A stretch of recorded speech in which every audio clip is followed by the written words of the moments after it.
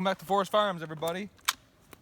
I'm Ivan, and today we are going to be looking at a 1913 Mosin Nagant, World War I vintage.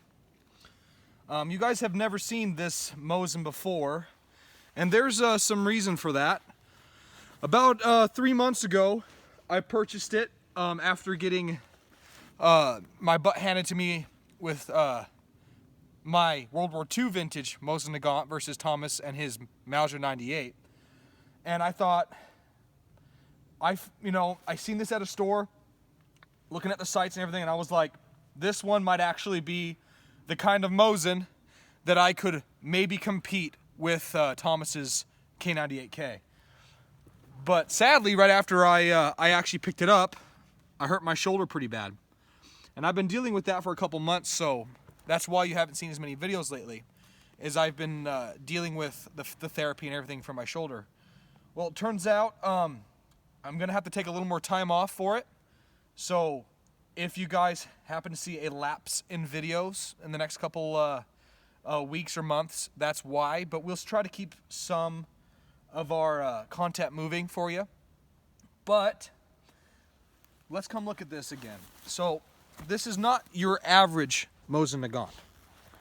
Most of the ones that we see in the United States were re-arsenaled, refinished after World War II, and it's technically a M91 30 variant of a Mosin Nagant. This is a true M91 Mosin Nagant World War I vintage.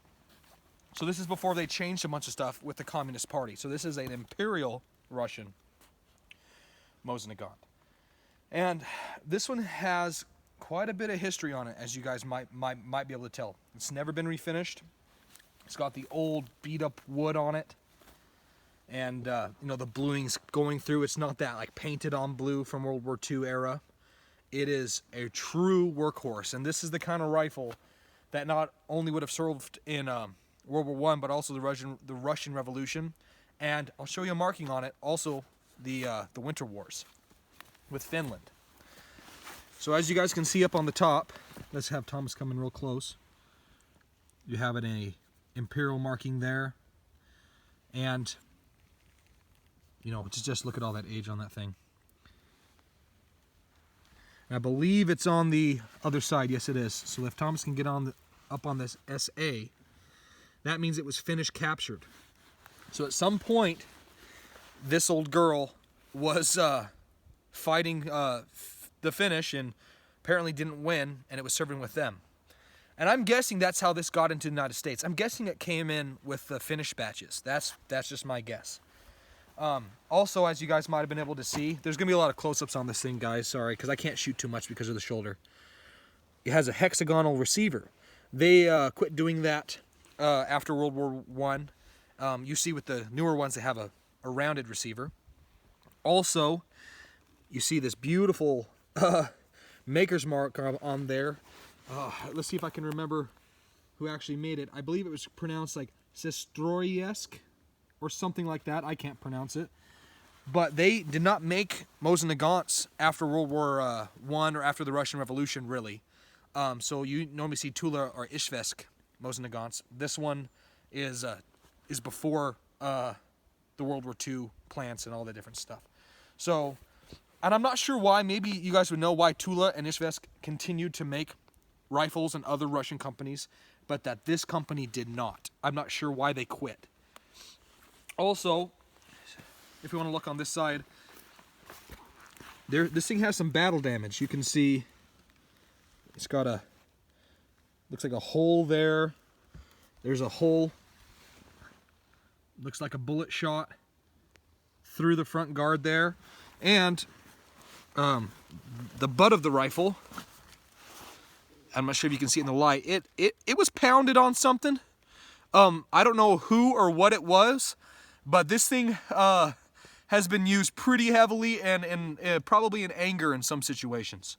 Also, because some of you guys are Mosin Nagant, what the word be, experts. I don't know what this crest is on the buttstock. Maybe Thomas can come and get a closer view of it.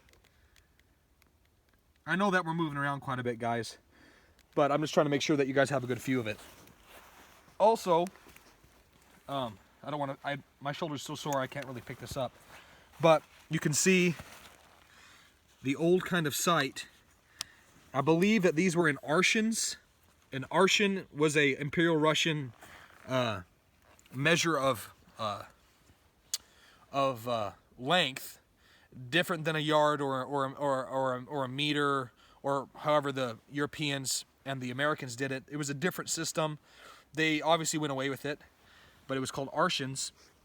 And I know I'm kind of talking a lot, guys, but also different sight system on this rifle. You can see it has this kind of swooping ladder and just a blade up in the front. It doesn't have the kind of crude AK-like Mosin sights that you normally see on the ones that are in the United States nowadays. So I know that that was a lot of information real quick. I'm sure that you guys will see more of this once I get better. Like I said, guys, I'm going to be out for a while, so we're going to try to film as many videos as we can today, because we want to have some content for you guys coming forward, so there's not these huge lapses of content.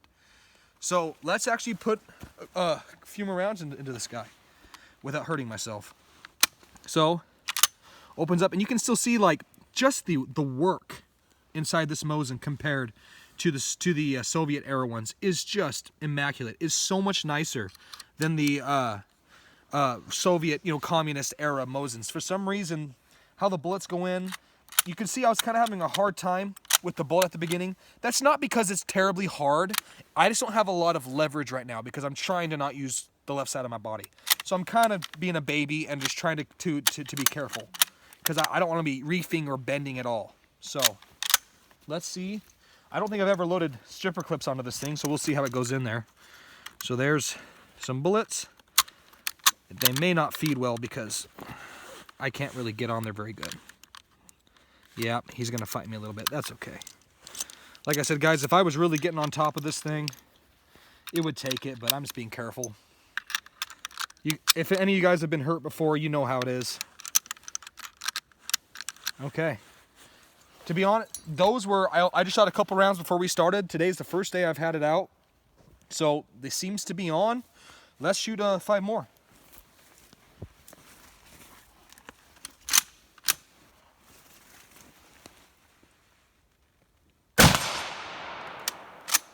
It's actually pretty smooth for a Mosin. I'm not kidding. It's actually not bad as Mosins go.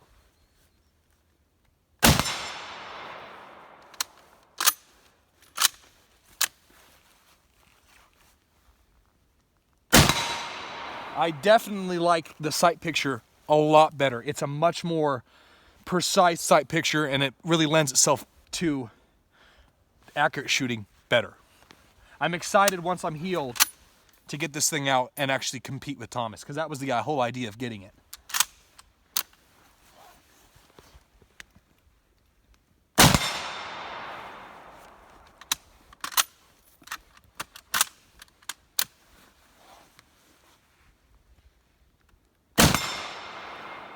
Like I said, guys, it shoots really, really, really nice, guys. Oh, look at that smoke in there.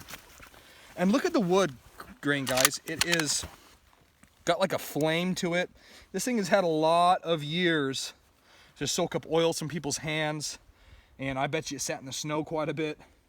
And like I said, the shots through it, like how this bullet, I think it's a bullet because it goes clean through the other side, and the hole in the bottom. This thing's definitely been there, definitely done that, and it's a kind of Mosin that you just don't see every day. You see the finished Mosin Nagants and you see the M91 30s. To have a unmolested, more or less, World War I, Russian Civil War era Mosin, there's a lot harder to come by, so they're definitely fun. Well, I think I'm going to shoot 5 more. Let's see if this stripper clip will go off.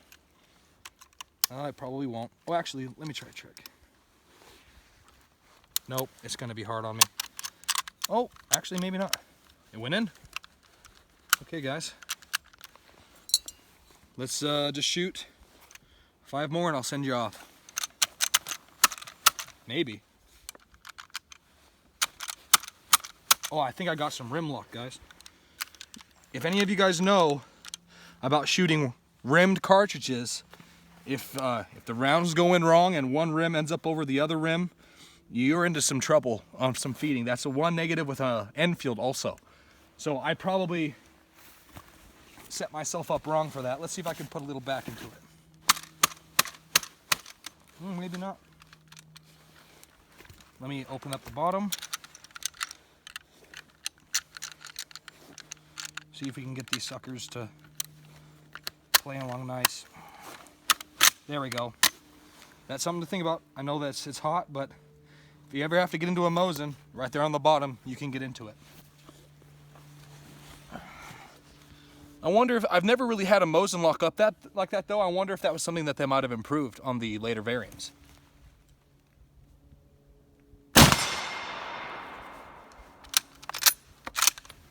Yeah, it's feeding a lot better now.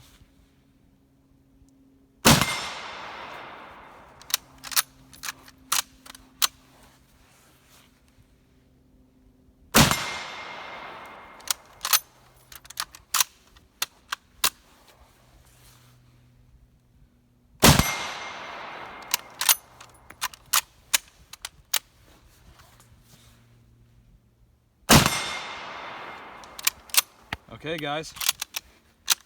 That is that. An old Mosin, a Mosin you don't see every single day. But I think that there's some great things that are gonna happen with this. But couple things. Check us out on Patreon. It helps out with ammunition and things like that. Hopefully someday we can have enough Patreons to have most of our ammo taken care of. And check out our friends at the Warfront also. They have a lot of old guns like this. And I think Thomas also has an announcement to make. Hey guys, Thomas here, been behind the camera. Something that I wind up doing a lot, but just wanted to let you guys know, if any of you are guitar enthusiasts, I have started my own YouTube channel covering mostly just guitar playing and guitar effect pedals. So if you want to check me out, you'll be seeing me in the comments popping up from now on as Pedalmonger. You will not see the name Thomas when I comment on your comments or reply to your comments. So I'll drop a comment in the section on this particular video so you guys can check it out if you like. And you know, I'd really appreciate the views. It's a new channel. I've only had it up for about 2 weeks, so thank you. Okay, guys. I've been Ivan. This is Thomas. And hopefully speedy recovery, and we will catch you next time on Forest Firearms.